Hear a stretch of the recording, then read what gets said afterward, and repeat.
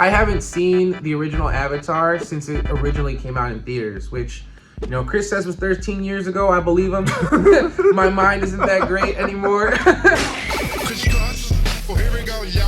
ChrisCross. Hey.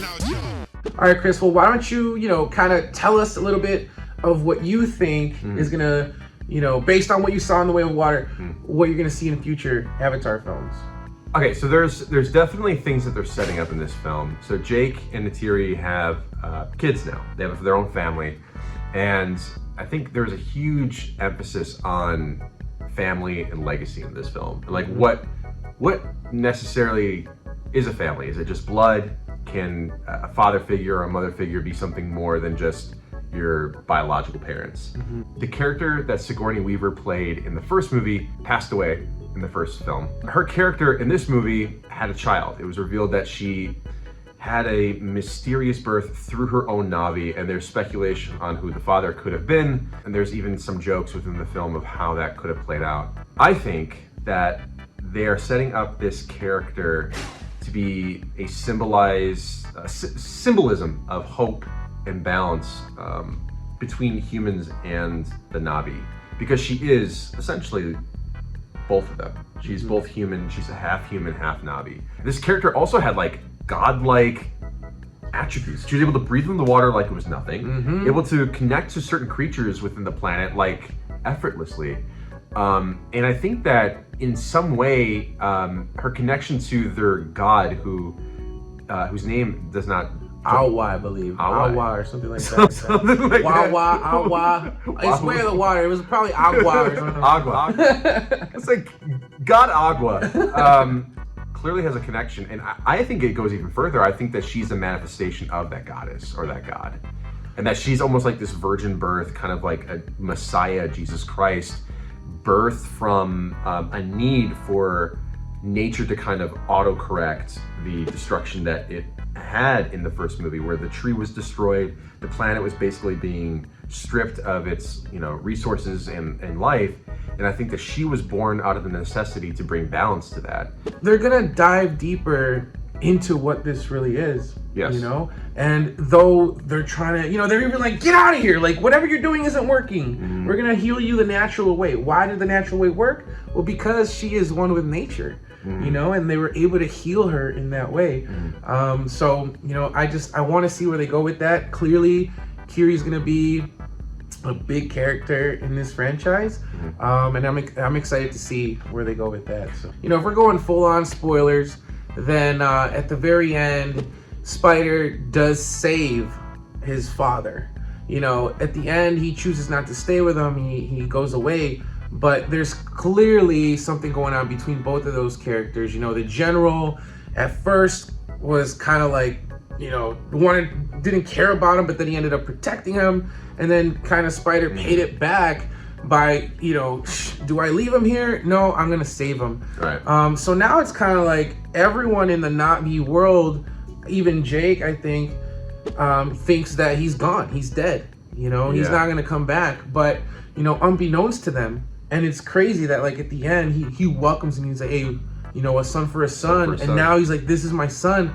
But, like, if there are going to be more movies, which there are, you know that Spider's going to betray Sully in a way. Or he's going to maybe feel betrayed because it's like, dude, I killed this guy and you saved him. Or if not betray him literally, the act of saving his father was the betrayal and the dark secret that's, I think, going to come back and bite him in the butt. Yeah, so, you know, they have so many different angles, and I think that's why we're getting so many different movies. Yeah. I don't know what they're gonna give us first. Like, I don't think they're gonna bring him back right away. They might plant that seed for like another movie. Yeah, I don't see that general coming back right away, because, you know, you already got 1 and 2. I don't see him coming back in 3. Okay, a plot point that I thought was really interesting. They kind of like brushed over it, but I feel like it's gonna come back in some way. So there are these giant whale-like creatures. Yes. And they're being hunted and killed by humans for something that they possess. And when you drill into their like brain cavities, there's a liquid that they get that only fills a vial that's maybe yay big. That's worth $80 million, and it prevents aging. Yep. Like, you just stop aging. And they kind of like brush it off as like, this is why we hunt these whales. But I'm like, there's no way that they're not going to bring this up. And we got one of those vials right here. Yeah. So you're going to see a lot of ChrisCrossMedia videos in the future. We're not aging. We're not aging. This is us. I'm 75. And yeah, no. So I think that's something that's going to play out. And I'm curious to see how that plays out. I think more importantly, we've seen Pandora. We've seen sky people. We've seen humans. I'm really curious to see what the state of Earth is right now, and I'm really curious to see if in future sequels we're going to go back to like see Earth at all. Like what they mentioned that Earth is almost like uninhabitable, and that's why they need to prime Pandora for humans to kind of migrate there. Wow. But with this everlasting like juice, like you know, like what's gonna happen? Like no one's gonna age, no one's gonna die. We already have an overpopulation problem as it is. What's something that you want to see? Ooh. Well, we didn't really touch too much on the new tribe that we saw, you know, in this film, and in the end, you know, Sully gets accepted into the tribe, and you know now they're a family. They're together, you know. One of the sons made connection with Payakan, and now they're a brother and brother bond. So I just want to see the continuation of that. You know, just seeing the two different tribes, you know, kind of get through all of the initial, like, I wouldn't even say like discrimination, but you know, you're different. You know, they're different, and to them to see that, you know what, yeah, we're different, but we found our similarities and now we're together.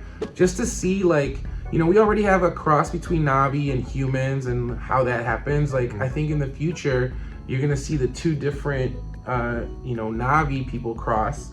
You know, we saw the two younger kids of both tribes kind of have a little love interest too. Yeah. So maybe what is their offering? You know, what's their offspring going to be like? And it's going to be like a super combination of forest and sea.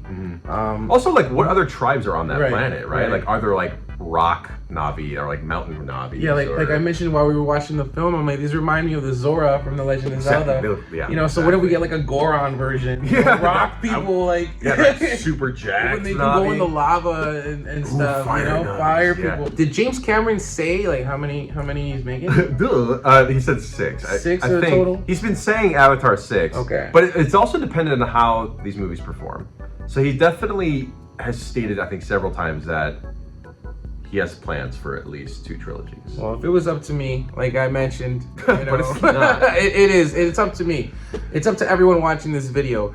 Guys, again, you know, I enjoyed the film. You know, even if you didn't like the first one, you didn't see the first one, I recommend you go see this film. You know, I'm not going to tell you it was the best movie ever, but it was the best movie ever. So I recommend it. Oh, wow, what a glowing review. I say it felt like there was action from the beginning to the end. Like, yeah, there were some spots where, you know, they're going over. But everything for the most was progressing part, the plot. I had to go pee, and, like, I didn't want to leave my seat. It's called The Way of the Water, and let me tell you, at the end, there was definitely water coming out of my eyes.